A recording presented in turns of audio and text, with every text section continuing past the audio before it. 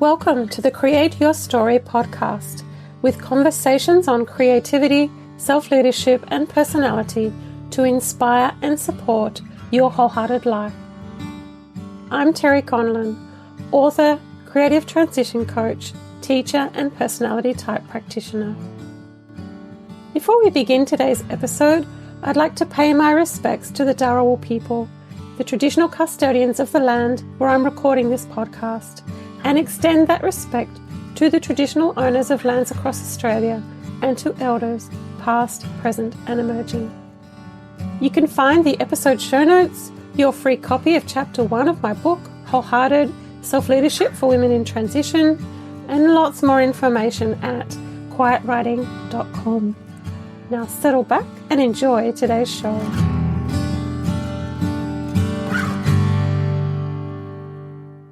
Welcome to episode 17 of the Create Your Story podcast, and it's the 25th of May as I record this. I'm very excited to have Becky Corbett join us for the podcast today. Becky Corbett, also known as the Gentle Living Nurse, is a holistic nurse and coach for the highly sensitive soul based in sunny Brisbane, Australia. The Gentle Living framework was birthed as a result of Becky's personal healing journey of anxiety and navigating the world as a highly sensitive person, HSP. Becky now supports other HSPs to create their own gentle living journey to nurture the nervous system through combining elements of evidence-based science, spirituality, and intuition. Her mission is to support as many HSPs as possible to connect with their sensitivity gifts to flourish and thrive. Becky and I connected via social media, and I've had the pleasure of chatting with Becky on the Gentle Living podcast. So it was wonderful to connect again and focus on Becky's very important work in the world. We chat about what it means to be highly sensitive. We chat about Becky's Gentle Living framework and podcast that provides support for HSPs. And Becky also shares some really valuable insights on burnout, risk of burnout, issues contributing, and also impacts on healthcare workers, especially recently with COVID impacts. I just think these are such important issues for us all to be thinking about. We talk particularly about how people can nurture and prioritise their own well-being generally and as they care for others. Enjoy listening to this insightful and inspiring conversation and take some time to check out Becky's fabulous framework and podcast. So let's head into the interview with the lovely Becky. Hello, Becky, and welcome to the Create Your Story podcast. Hello, Terry. It's such an honour to be here. Thank you for having me on your podcast, and congratulations on launching your podcast as well. Oh, thank you so much. It was great to be on your podcast a little while ago as well and share our podcasting journeys and stories together. Thanks for your connection across our work in the world, especially as it relates to personality, sensitivity, and living our best life. And we've connected online around our work, so it's great to chat further on this today. So can you tell people a little bit about you, a brief overview about your background, how you got to be where you are and the work you do? Absolutely. Well, first up, I'm very excited to be here because I've been following your work for a long time, well before I even created my own business. So, yeah, this is exciting. To give you a bit of background about me, so I am a registered nurse. I've been nursing for about 12 years now, more recently in the mental health space. I've always had a fascination with the human mind and the body and what makes us tick, and always searching for those deep answers to deep questions. And through my nursing career, I've always felt as though something were missing. And I actually resonate a lot with what you say in the book, Wholehearted, about feeling half-hearted about what you might be doing and not feeling that sense of complete fulfillment, like something's missing. It's sort of partly there, but it's also partly missing. So, yeah, through my nursing career, I always felt that something was missing. I don't know. So there's probably listeners who work as nurses or doctors or healthcare workers, and in the hospital system, it's very directive. It's very much you tell patients what to do. You're the expert. They're not the experts. You have all the knowledge and the information. There's a big hierarchy, politics of the whole system. Bullying is a really big problem as well. And so I experienced a burnout quite a number of times through the hospital system. And to deal with this, I really just pushed through because there's this real culture in the healthcare system about where the people taking care of people. So we have to push through, keep going. And so, yeah, I had lots of unhealthy habits, as a lot of nurses do. So sugar, caffeine, bad foods, not exercising enough because always so tired. Alcohol is a big one for nurses as well, just blowing off some steam with a few drinks because it's the quickest way to de-stress. And anyhow, I eventually left the hospital system altogether. I found it wasn't serving me. I was really burnt out. I wasn't really serving the people as best as I could do. I just wasn't thriving in that sort of a culture. So that led me down the path of gentle living, which is my business today. So I call myself the gentle living nurse. And so somewhere along that path, I really reconnected with myself and my unique traits as not only being an introvert, but also as a highly sensitive person. And I understood that the root of all this anxiety and overwhelm and panic I was feeling sometimes was because my nervous system was so out of balance and I was just doing all the wrong things and seeking for the wrong answers. So when I turned to the path of gentle living, which is all about gently exploring your nervous system health and taking care of yourself, that led me to more fulfillment, and it led me to the path of wanting to support people to nurture their gifts as a highly sensitive person, which is what I'm excited to speak more about today. Oh, thank you. Thanks so much for sharing about your journey from that sense of not feeling fulfilled in your work to moving through to finding a path that takes those areas that you feel passionate about into new spaces and in new ways, and also growing your own self-knowledge in that process. So thanks for sharing about your journey. And I love too that your focus now is on the nervous system and health and living holistically and living gently. So I look forward to exploring that with you today. So your work focuses on the highly sensitive person, HSP, which you identify as. So how did you identify this in yourself, and how might others also know they are highly sensitive? Yes. So my work around the highly sensitive person, it evolved, as all wonderful things do. So when I first created my journey of gentle living, probably around the end of 2018, where I was really taking care of my nervous system and doing the things to nurture myself again and address the overwhelming anxiety that I've been experiencing for such a long time.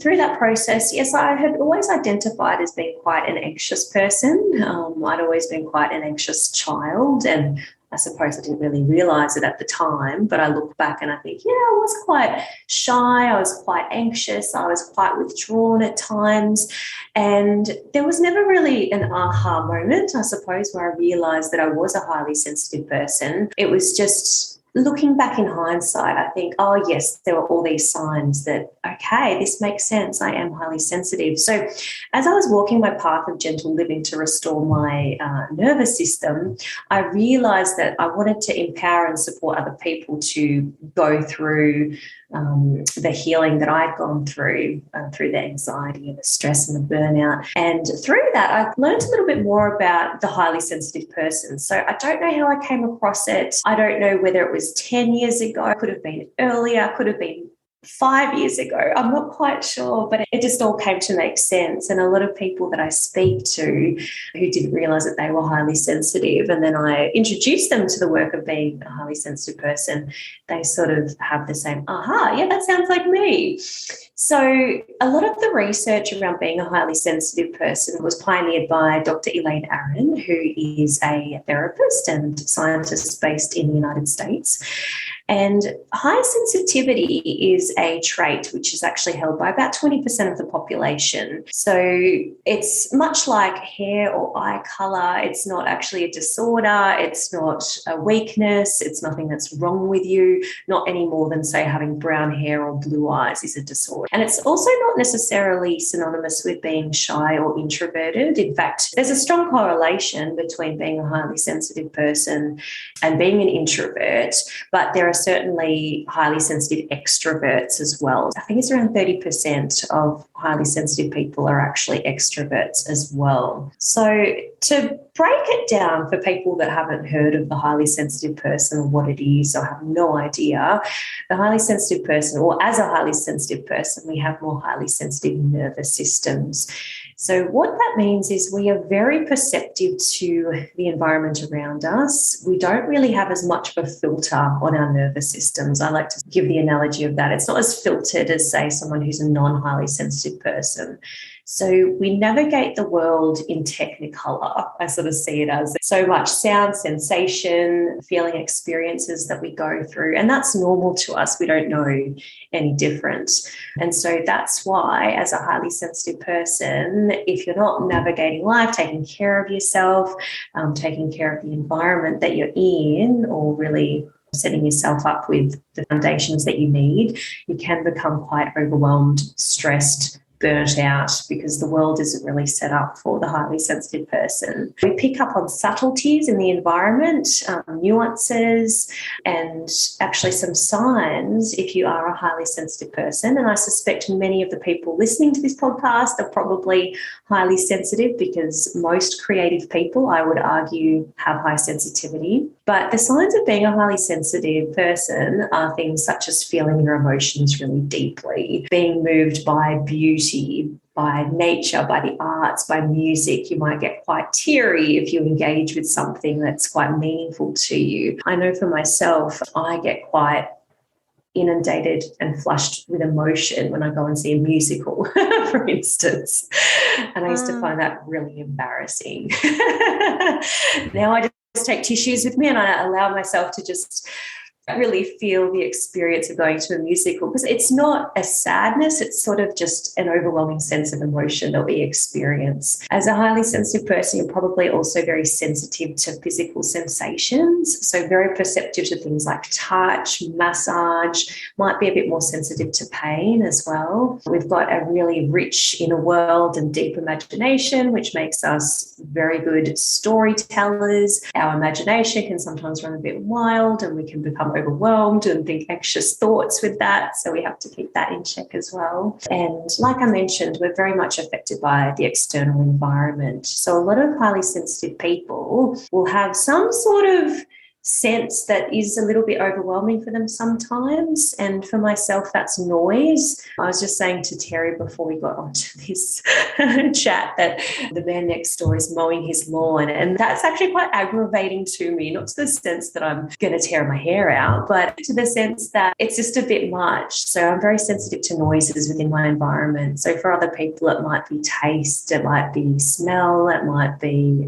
emotions. It can be a whole range of different things. It might mean that you're also really affected by being in busy environments like airports or public transport, buses, shopping centres, being stuck in traffic jams, those types of things. And we're also very deeply affected by the moods and the emotions of others too. So we're very good at stepping into a room and being able to detect the energy in a room. We can often tell if there's been some sort of a conflict or there's been something not quite right happen, and we need to be careful not to absorb that as well. So a lot of highly sensitive people might get home from work and just feel absolutely drained, not because anything significant has happened, but because the interactions, the sights, the sounds, the smells, everything that's been going on through the day can become quite exhausting. What else? Conversations. We like to have really, really deep, meaningful conversations. So we make good podcasters. So like yourself, Terry, seeking deep answers to deep questions.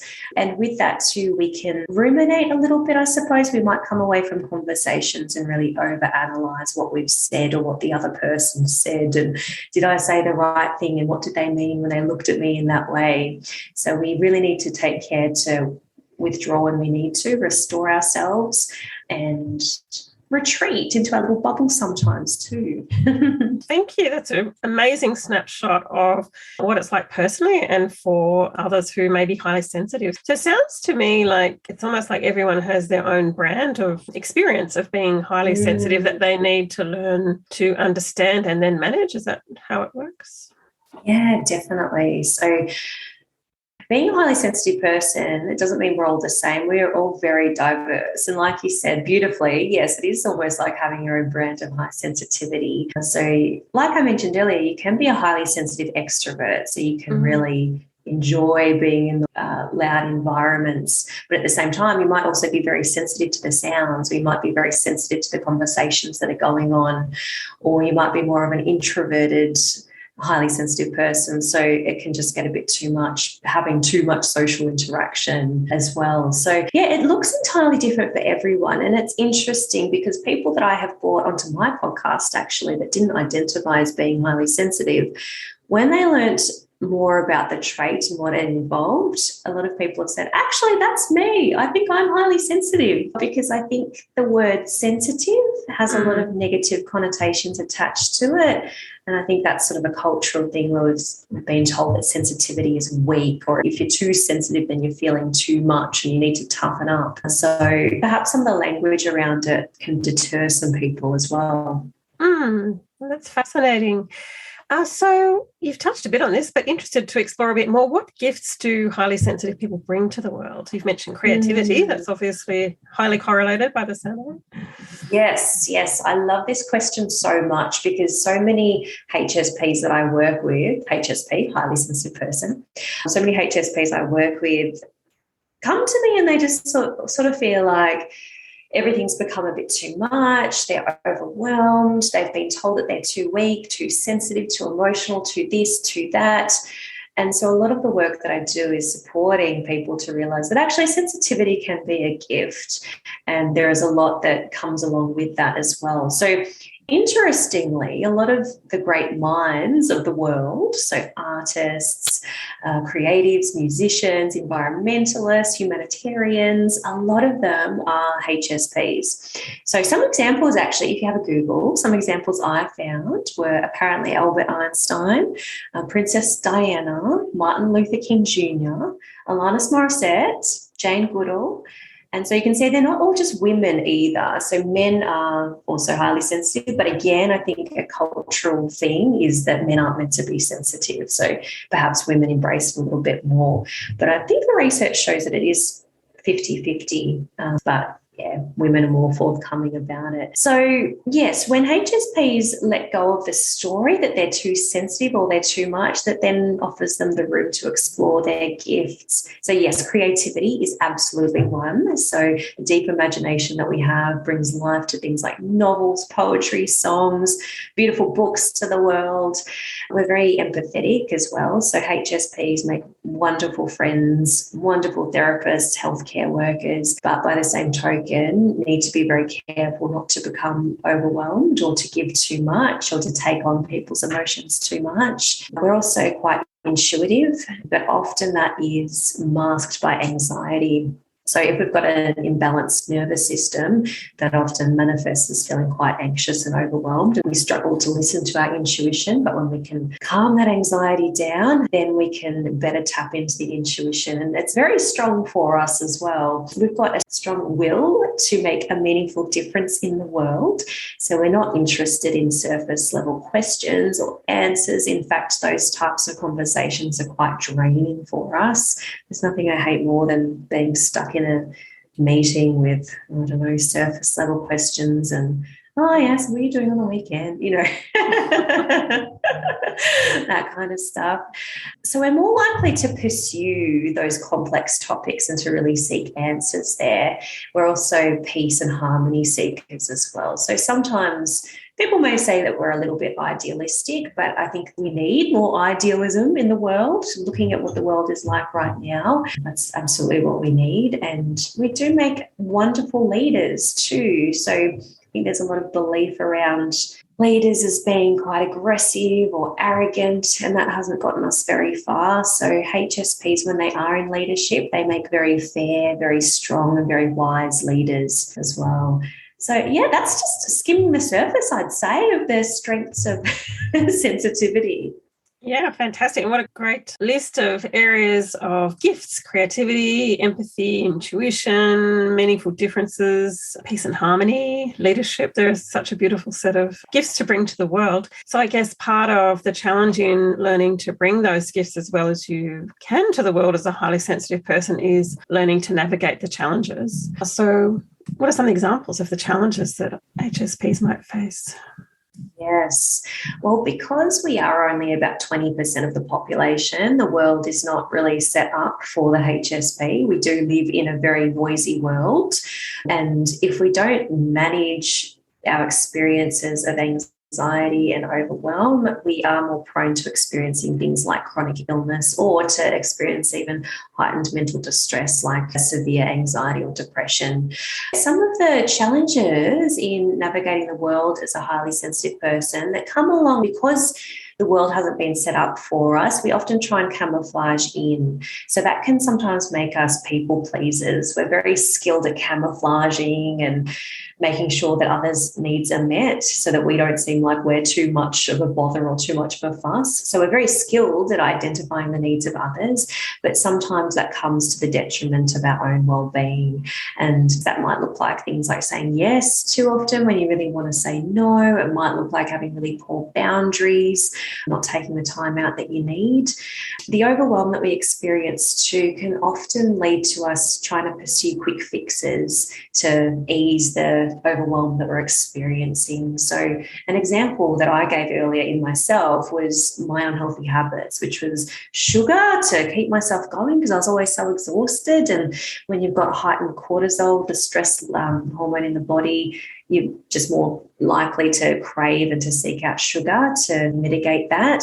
Alcohol as well can be a problem for some highly sensitive people because it is a quick fix. With our sensitive nervous systems, we are very responsive to alcohol very soon. So it just gives that instant sort of relief.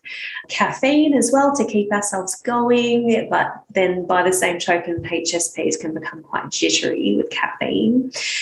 And I suppose the strength that I mentioned before around having a lot of empathy or self-awareness, being able to look into conversations quite deeply, with that comes a tendency to ruminate. So we can go over things over and over and over in our mind, or, until there's no solution. It just makes us feel worse. And our attention to detail as well. We have a tendency to perfectionism. So a lot of the people I work with, and most HSPs do identify as either being a perfectionist, or a lot of them say that they're recovering perfectionists, which is a challenge to overcome. And I don't think there's any quick fix to that either. It's something that we're constantly navigating. So in your work, you provide solutions and strategies for some of these challenges based on your experiences and your skills. So as the Gentle Living nurse, you offer a Gentle Living framework and the Gentle Living podcast for people who are highly sensitive. Can you tell us more about the Gentle Living framework and a bit about the podcast too, and how it supports people? Oh, I'd love to, absolutely. So as I mentioned earlier, Gentle Living is a framework that I really created for myself to start with. It was my own journey of trying to overcome this anxiety that I'd experienced really throughout my whole life, but never actually managed it properly. I think it was because I've always been highly sensitive, but I grew up in a loving environment and everything, but I didn't have parents that probably identified that I was highly sensitive. So when I pursued the path of gentle living, I was burnt out, overwhelmed, exhausted. And so I just returned to the basics of self-care, which involved taking care of the nervous system.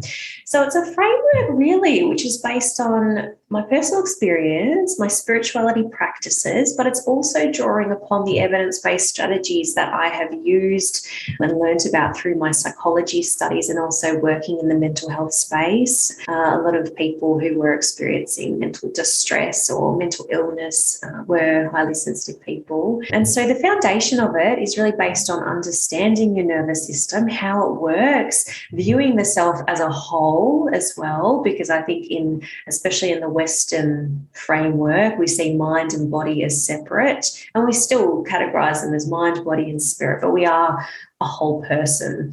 And so we need to understand ourselves in the context of a very noisy world and understand exactly what we need as highly sensitive people to enable us to flourish and thrive. I see the HSP as being like a rare flower or a plant, not a weak flower or a plant, but just a rare one that needs ideal conditions to grow and to thrive. And we know that when we're immersing in the modern world and we're not addressing our own needs and the nervous system is becoming more and more overwhelmed, it can really cause us to wither up. So like a plant or a flower might wither up and not survive. So I do a lot of work with people around identifying exactly what the stresses and triggers are in their lives, because we've got this tendency in our modern world to just keep pushing through, keep going, ignoring any symptoms that we're experiencing, ignoring any challenges that we're going through. But really, we need to address the issues at the source. So it might be things such as looking at, well, what is your work situation like? Is your work burning you out? What's your home situation like? Are you living somewhere that's actually quite noisy and you've got noisy neighbours, or you're living in a big city and it's not really the ideal environment for you? What do your relationships look like as well? Because we as HSPs, although a lot of us are introverts, we still need that social connection and we need deep connection. So it's important that we establish those deep supports. The other thing is, are we living aligned with our values? And I know that's something that connects with your work as well, Terry, to really identify what are your values and are you actually living in alignment with them? Because we try to seek out the things that we think are going to be aligned with their values, but a lot of the time we are sort of living this lifestyle that's just become too overwhelming for us. The other thing is, do you listen to your intuition? I do a lot of work with my clients around listening to your intuition. What does it sound like? How is it different to your anxiety? And also rewriting any narratives that you have. So that may involve what I like to see as sort of reparenting yourself in a way. So if you grew up in an environment where you may have had well-meaning adults or teachers or carers trying to look out for you, but they might have told you, oh, you're too much, you're too emotional, you're too this, you should go out, you should do this. And so a lot of that is going back to that, giving ourselves self-compassion around that and identifying, hey, it's okay that I'm this way, addressing what you need as a parent would to a child. So, yeah, a lot of work is around identifying that the way that you are is okay. It's not better than the non-HSP. It's not less than. It's just as worthy as anyone else. And it's really about then creating a lifestyle that supports you. So, again, thinking about that flower that might need the sunshine, might need ideal soil, shade, whatever it is, what are the things that you need to really flourish and thrive? It's such important work in the world when you think of the beautiful cluster of strengths and gifts that we mentioned, and then the challenges. Your work is just so important, bringing together personal experience, spirituality, and evidence-based practices that can really support people to get practical strategies for shining the way they are and not being too impacted by the challenge, or being able to understand the challenge. A lot of the work I do, and I'm sure the work you do, is a bit about being conscious of things that are sort of bubbling away. And I guess that's where intuition comes in, because often things are unconscious and then we don't know why we're going off the rails, isn't it? It's about becoming more aware.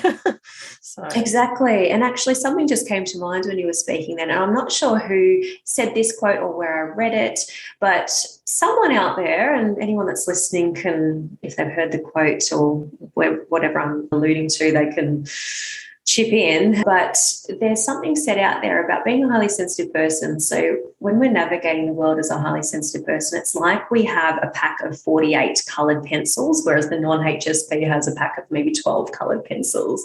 So it's okay to be exploring all of that, but perhaps not all at the same time. We need to appreciate that, yes, we have this deep, rich world, but we need to also honour our energy and honour our value system and our lifestyle too. That's a great way of looking at it. And it's like, yes, you can do all those things, but not all at the one time. Yes, yes. And your podcast too, I know, explores those areas too. You've got some great conversations with people about spirituality, evidence-based practice, and of course, just as on this podcast, personal experience, which is so important. Yes. I love combining all of them, because none of them need to be mutually exclusive either. You don't need to just be a spiritual person or just be a science person. You can combine all of them to have the best results. Yeah, I think it's great. So I know you're also an INFJ in Jung Myers-Briggs terms, and as you're talking and describing all these, I'm thinking, that sounds a lot like NF sort of temperament, and I'm thinking, how does this relate to personality? So How does being highly sensitive relate to other personality preferences like being introverted, intuitive, or feeling, for example? Yes, it's funny because you don't necessarily need to be an introvert to be highly sensitive, but so many HSPs I know are also INFJs, which are, as you know, the rarest type. So it's funny. A lot of the people I work with, when I ask them, what's your personality type? A lot of them say they're INFJs. So I tend to attract other INFJs into my orbit as well. But yes, it makes sense. There is a strong correlation between the N and the F parts of the personality profile. So for people that aren't aware, N is the intuitive part and F is the feeling. Yes, yes, which are both strengths to the HSP. We're all often deep feelers, we're deep thinkers, and interestingly, the personality type preferences leaning towards connecting with emotions of the self and others are more likely to be highly sensitive people.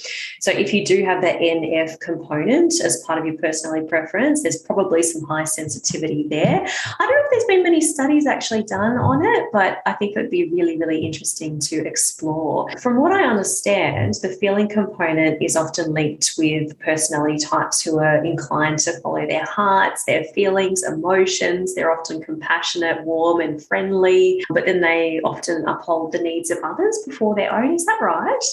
Yeah, very much so. And the other key things with the NFs, they're often idealists, and their key focus is often around values. It's very values driven. And as you were talking, naturally having that sort of knowledge in my head, I'm hearing you talk about that really strongly, about what we value and what we want to share with the world and how we connect with people and have those deep, meaningful conversations about it. Yes, it's so interesting. Whereas I know personality preferences, which are probably more T. What is that? The STs? Well, I'm an NT.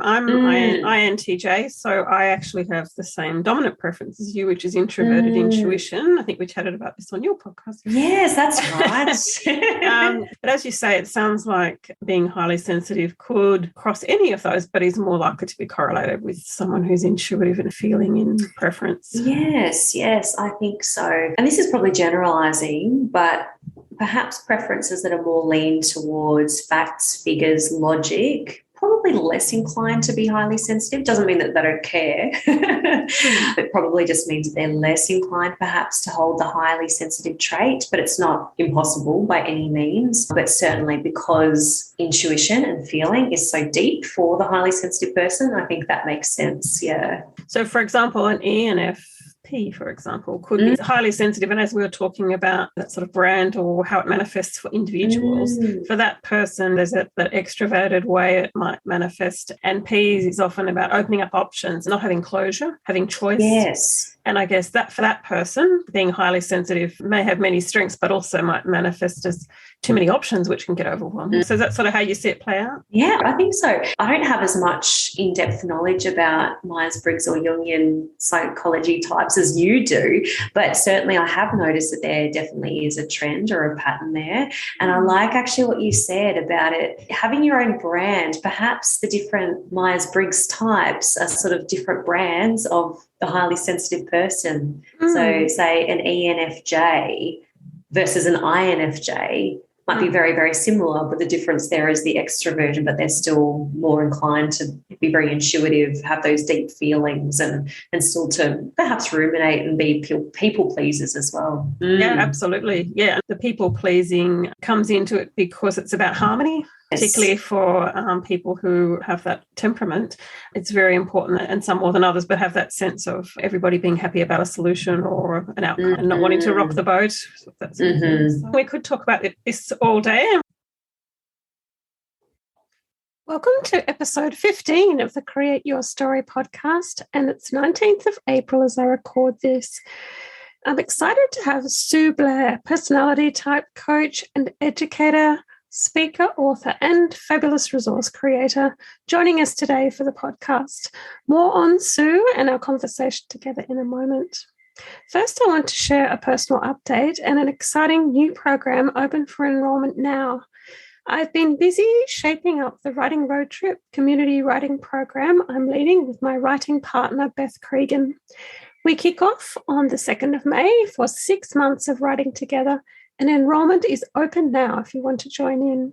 And there's an early bird, 10% off right as I'm speaking, before the 21st of April at 9 o'clock in the morning AEST, Sydney time. So if you're listening before then, do take advantage of that offer. The Writing Road Trip focuses on accountability, community, and support to help you write what's in your heart with the companionship of others. We've shaped up a program based on what worked to help us write our books, and we know it will help you with your writing practice. Plus, we'll have a ton of fun along the way. You can find out more about the Writing Road Trip via the link in the show notes. Now, on today's conversation with Sue Blair. Sue has been working with Psychological Type for 20 years. She is an international presenter and keynote speaker, as well as a qualified MBTI practitioner and adult educator. Sue is the author of the Personality Puzzle Coaching Cards, now used worldwide by coaches and counsellors. She has taught thousands of teachers, parents, students, and businesses about the importance of self-awareness and communication. And Sue is a recipient of the APTI, Association for Psychological Type International 2015 Gordon Lawrence Award, which recognises an outstanding achievement to the field of education. Sue and I met as fellow psychological type practitioners through the Australian Association for Psychological Type. New Zealand-based Sue is a valuable and sought-after contributor to international conferences and forums on psychological type. I've had the pleasure of attending several workshops and conference presentations led by Sue. They're always immense fun and incredibly practical. Sue's teaching and sharing about personality work is characterised by strong roots in educational work. Sue's teaching and sharing about personality type is characterised by strong roots in educational work, use of images and graphics such as through her personality puzzle coaching cards, and stunningly clear descriptions about personality type. And with more than 20 years experience in the field, all her work is enriched by deep knowledge. Sue has ESTJ preferences, so is extroverted and sensing in preference.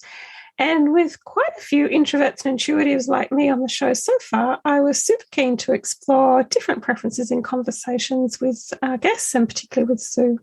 So we focus on this and on personality preferences generally and how they play out in practice to value difference in all kinds of ways in this episode. I hope it inspires you to explore more about personality insights and how they can help you with self-leadership and self-knowledge. So let's head into the interview with Sue. We might have some other conversations on this. I think it's fascinating. Oh, absolutely. So you're a nurse by background, but as you mentioned before, you found that hospital-based nursing wasn't for you and that resulted for you in a time of burnout and unhappiness.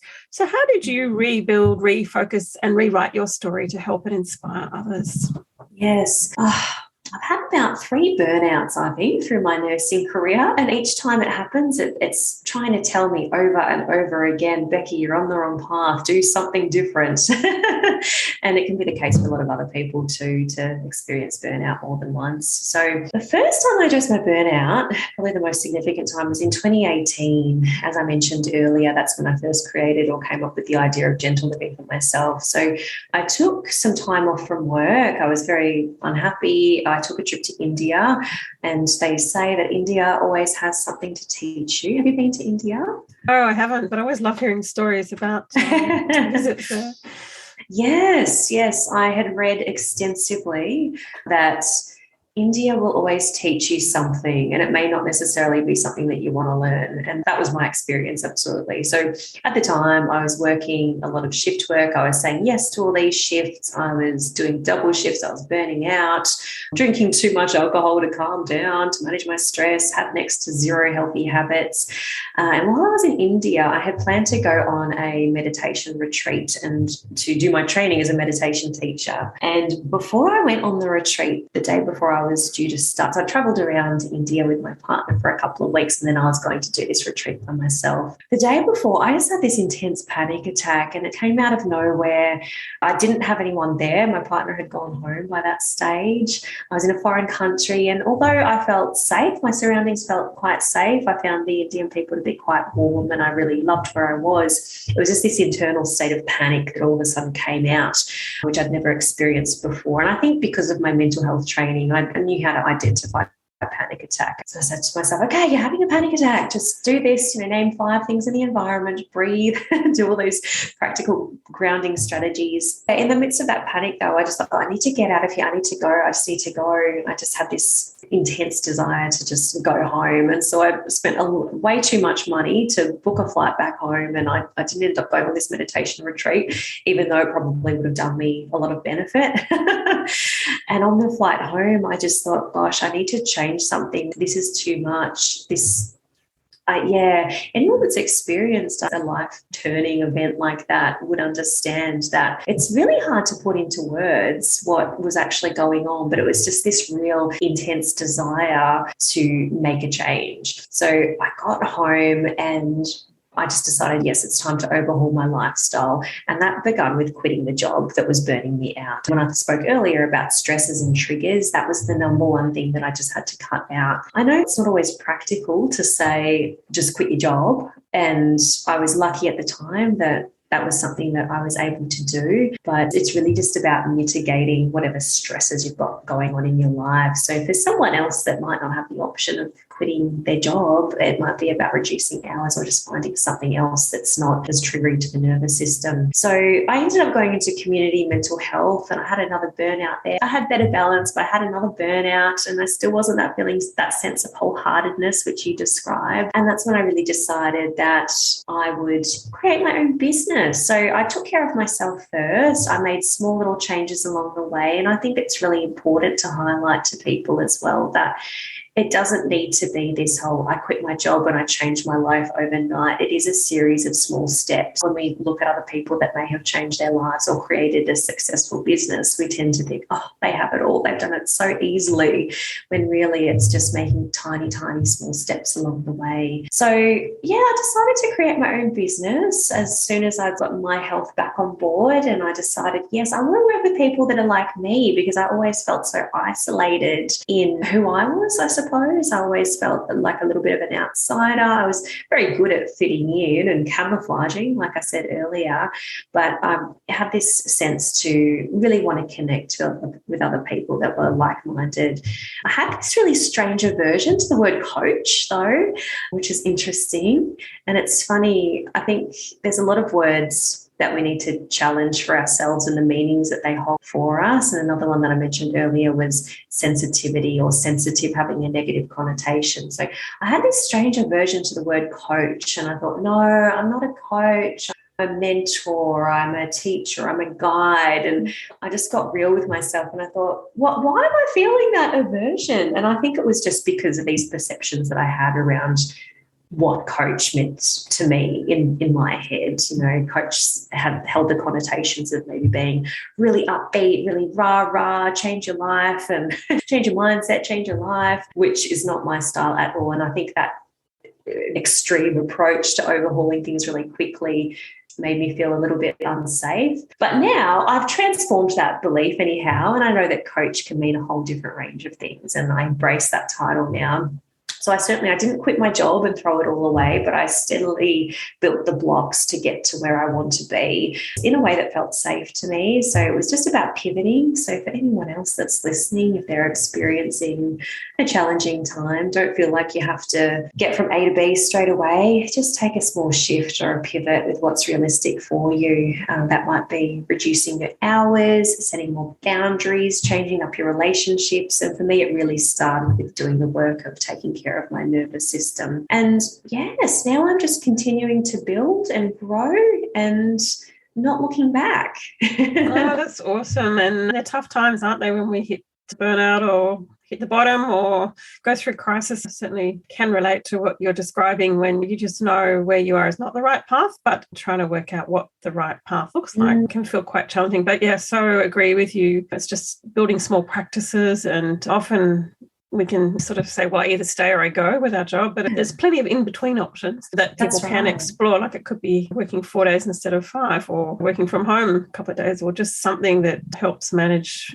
that, maybe opens up some time for us to look at other options. That's right. So, just reducing the stress by even 2% to start with, 5%. Yeah, because we get a bit stuck sometimes because we're overwhelmed, but then because we're overwhelmed, we don't have the time or the mental headspace to look at other things. So, no, thank you for sharing your story, and that's really inspiring for others. And the work that you do is just fabulous. So what does your life look like now for you as a holistic nurse and coach on a day-to-day basis? Yes. So I'm so pleased now that I balance an employed role that I really do enjoy as a health coach, actually. So I support people in that role to reduce their risk of chronic disease. But I also run alongside that my business, which I don't see it as my side hustle. I see it as my main business, and perhaps my employment is my side hustle. So the Gentle Living Nurse, it allows me to support my beautiful fellow HSPs, which has been amazing because I've been able to connect with other highly sensitive people from around the world, connect with people who never even realised that high sensitivity was a thing. So I support people through my one-to-one nurture program, in which we address nervous system health. I'm looking to build into creating a group program as well, because I think it's so important that us HSPs find one another, stick together and learn from one another's experiences, because like I said, we are in this noisy world where the majority of people are not HSPs. I have periodic wellbeing workshops to learn more about sensitivity and what it means and how you can draw upon your sensitivity gifts, learn more about the trait. And as you've mentioned as well, I have the Gentle Living podcast, which you have been a guest on, which was so much fun, to speak on all things about high sensitivity and how to nurture your nervous system. So I speak to people on a range of different things to address all the scientific elements, the spiritual elements, the practical elements, all of it. Yeah. Oh, it's fantastic. And you have a wonderful newsletter. I always love it when your newsletter lands in my inbox. It's always like... Oh, and likewise. It's always like a warm hug around you as you read. So, yeah, really impactful. And likewise, Terry. Thank you. We'll pop the link and just encourage people to connect with you. So with the stresses on nurses and healthcare workers with COVID and other issues, what impacts are you seeing on individuals and how are you supporting them? You've covered a lot of work that you do, but perhaps there's extra special things you're doing in that field at the moment. Yeah, it's such an important issue. And I think a big problem is that a lot of nurses and healthcare workers don't really seek the support that they need. There's a big culture of not taking care of ourselves and one another. There's a whole saying of nurses eat their young. So younger nurses come through the healthcare system, and older nurses, which are burnt out, they might not even be that much older. They might have just been in the hospital system for 5 years or so, really give younger ones a harder time. And so they're just not taken care of well enough, I believe. And the thing is, a lot of HSPs are drawn to the areas of healthcare, nursing, because they have a desire to make a difference. But because it's not the best environment, hospitals are very noisy. They're busy, they're overwhelming, they smell bad, they've got bad food. They're not the best places for healing. So it's understandable that even if you're not a highly sensitive person, you just burn out quite easily in those fields. We're losing so many wonderful doctors and nurses and therapists as well, having worked through COVID. And I'm not sure what the solution to that is, but I think the entire healthcare model needs to change for a start. And I think more healthcare workers need to understand the signs of burnout for themselves, because it's very subtle to start with. As I mentioned before, when I was in India, I was feeling exhausted, but realistically, looking back, I was burnt out, but I didn't really realise it. So I think identifying those signs of burnouts, when I work with people in the healthcare field, it's about identifying, well, actually, are you burnt out? Because burnout doesn't need to necessarily mean that you're physically burnt out. It doesn't mean that you can't move necessarily, although it can be that. But it can also just be the experience of not thinking clearly, brain fog, feeling as though you've lost a lot of compassion. Not that you're not a compassionate person, but compassion fatigue is a really big one. Nurses and healthcare workers, because they're giving so much all the time, but then they're not receiving the support that they need. It's a really difficult question because I don't know what the answer is. And I know for myself, the answer was to step away from that field. And I know that it's not practical for everyone, but perhaps it's taking those small pivots away and finding something that's more sustainable for them. And also, as you said, just being more informed and more conscious of what's happening to them. I think for all of us, but I'm sure those in the healthcare profession are probably even more likely to, like you said before, push through and think, I'm okay, I'll be right, tomorrow will be better. But it's just stopping time out to identify those signs of burnout and empathetic overload, the old oxygen mask story. I certainly experienced it when I was caring for my mother, a time when I was in that caring role fairly intensely. And that learning for me going through that time was I had to learn to look after myself to be able to care for my mother. And I think we all learn that on a life journey. But for those in the healthcare profession, that must be super intensified. It's all about caring, isn't it? Definitely. So speaking of self-care, one thing I've noticed you have done recently, which I've been watching and finding really fascinating, is that you stepped away from Instagram altogether and you also stepped away from social media generally for a while. So how does social media fit with being highly sensitive and living gently, and how do you manage your energy and choices with that?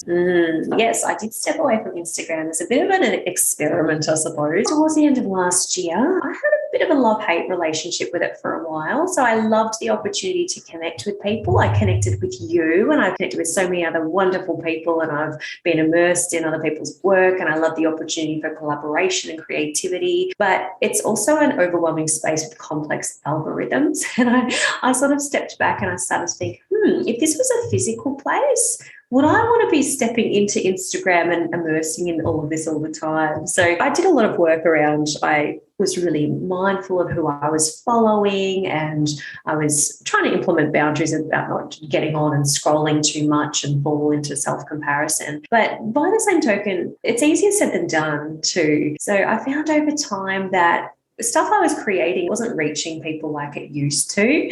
And the algorithms have changed a lot as well. So there's this whole thing with Instagram where you have to be on the stories, you need to do lives, you need to do this and that and make reels. And it was actually becoming overwhelming for me as a highly sensitive person. I was feeling, and I think it was pressure I put on myself, obviously, but I was feeling this pressure that, if I want to connect with people, I'm going to have to make a reel. I'm going to have to post this many times a day. I'm going to have these hashtags. And I got someone to help me out with my social media who helped with the scheduling for a little while. And she was wonderful, but it just didn't feel right either. I like to be at the front end of creating all of my content and being in charge of it, I suppose.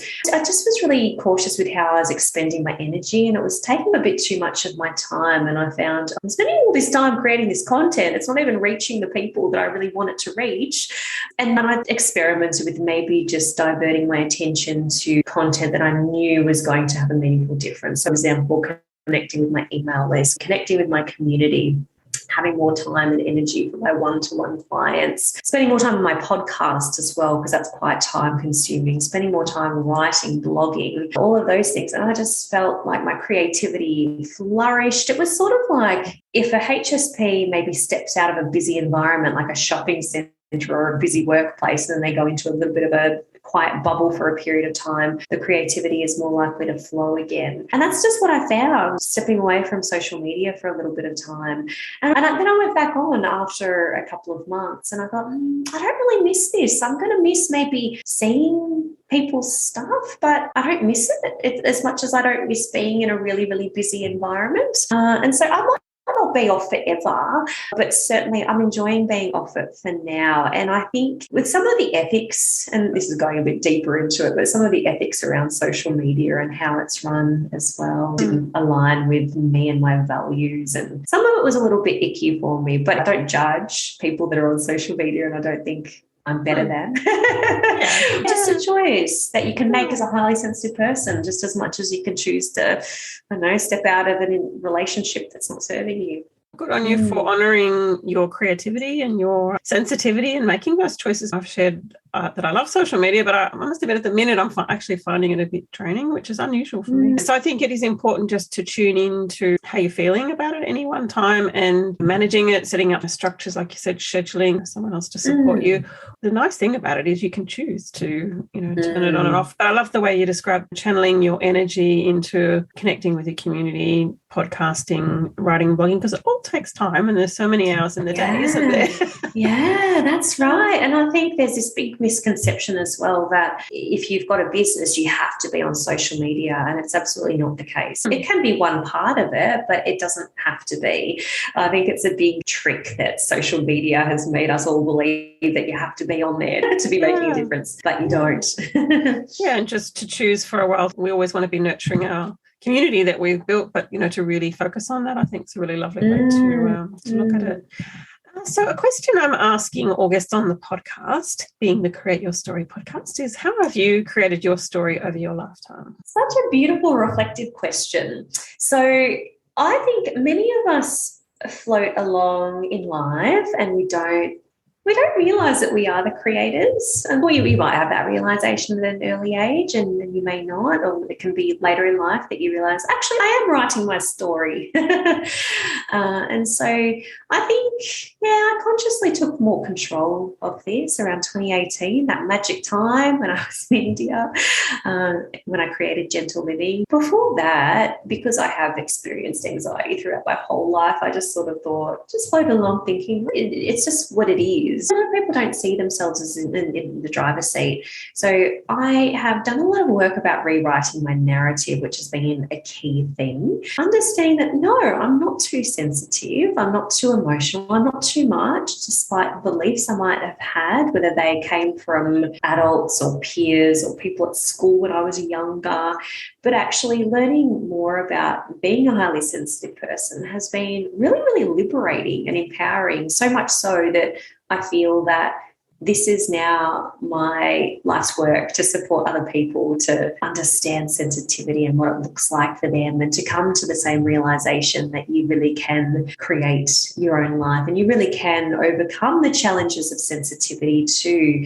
I think with the negativity bias that a lot of us humans hold, or all of us humans hold in our brains, where we weigh up the negatives in life a lot more than the positives, it's very easy to fall into the trap of feeling as though a trait that you may have or something about you just makes you not a great person or whatever. But really, there is so much more that you can rewrite and understand that, yes, there are challenges of sensitivity or whatever it may be, and you can capitalize or harness those gifts and then create your path going forward. So now I try to set up a life that is supportive of my high sensitivity, going back to the rare flower analogy, where I make sure that I have a lot of time in solitude, but also deep, meaningful connections. I'm doing work that's meaningful to me, that I'm constantly connecting with my values and doing that deep inner work as well to understand myself better, setting up my life the way that I want it to be, which we can do.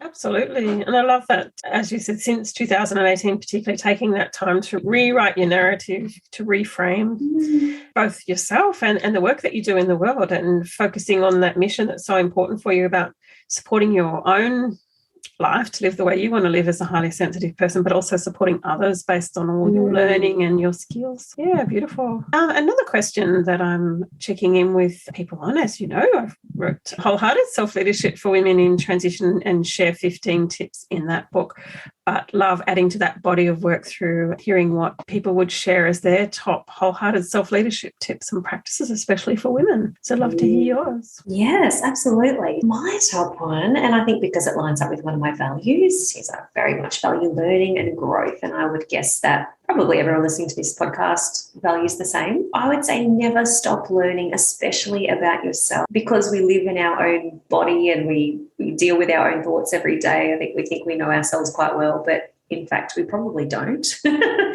So explore more about yourself, understand yourself better, whether that's through personality profiling, whether that's through exploring the high sensitivity trait, if that's something that you resonate with, and approaching that learning with a childlike curiosity as well is so important. So approaching everything with a beginner's mindset, not going in and thinking that you know it all, because I think when we go in and we think we know it all, that's when we stop growing. And yeah, I think we sort of have stopped evolving by that stage, and we don't need to close our minds. So never stop learning would be my top one about yourself.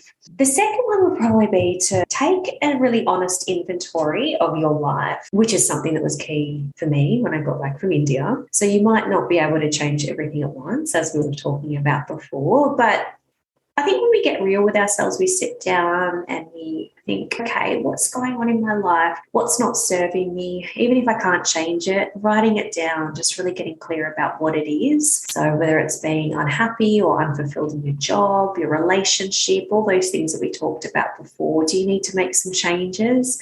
And what's one small step that you can take each day, whether it's 1% of where you want to get to, not 0.5% of where you want to get to. What can you do each day? There's always some action that we can take each day. And something that I like to do, I don't get a chance to journal every single day. I would like to make that more of a habit for myself. Still a work in progress, but one thing I try to do each day is just write one step I can take towards whatever my higher vision is. So that could be something like speaking up for yourself. So you might have something challenging coming up that day, but really you want to be able to assert your boundaries a little bit more. You want to be more authentic to yourself. So it could be speaking up for yourself even though it's scary. It could be setting some sort of a boundary, or it could be working on yourself, learning something about yourself, learning something about someone else, taking an honest inventory.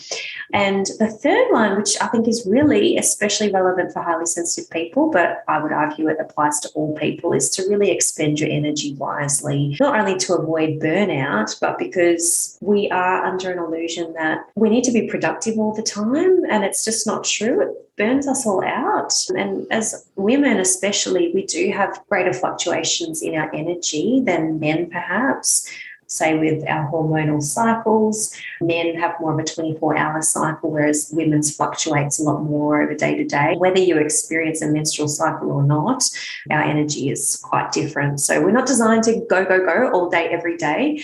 We do need those periods of rest, restoration, balance. It's like the yang and the yin. Yes, we need to get up and do things, but by the same token, we need to care for ourselves. So how can you take care of your energy a little bit better? So for myself, I always schedule time to rest, do nothing, have solitude in between periods of busyness. So if I've had, even if it's an enjoyable social day where I've seen friends and been a bit of a social butterfly that day, I'll make sure the next day that I'm resting and not doing anything, because I know if I keep going, if I socialise the whole entire weekend, I'm just going to burn my week too short and I'm going to feel exhausted. So yeah, just identify how can you expend your energy more wisely, like how generally most of us would have an idea of financial budget and how much you've got to spend. I think we should have the same approach with our energy too. Oh, I love those answers. 3 really top tips about learning, taking honest inventory and expending our energy wisely. So some immediate takeaways for people to implement in their lives now and shift towards more wholehearted living, which is what we're both about, I think, in our work in different ways. That's wonderful. Thank you so much. It's been a real pleasure to chat with you today, Becky. So where can people find out more about you and your work online? Yes, well, the best place to find me is on my website. So you can go to www.thegentleLivingNurse.com, and I've got the Gentle Living podcast as well. So I'm just about to start season 3 on that. So that's exciting. But they're probably the main places to find me, and you can find out more about how to work with me, or a bit more about what it means to be highly sensitive as well. So I've just created a self-soothing guide for the highly sensitive person, how we can take care of ourselves, nurture ourselves, soothe the nervous system, practical strategies to take away. Yes, but thank you so much for having me, Terry. It's been so much fun. And again, it's been an honour to be here. Thanks so much, Becky. It's been great, and we'll pop links to the website, and the self-soothing guide sounds fantastic. We'll pop some links to that too in the show notes. So thanks so much, Becky.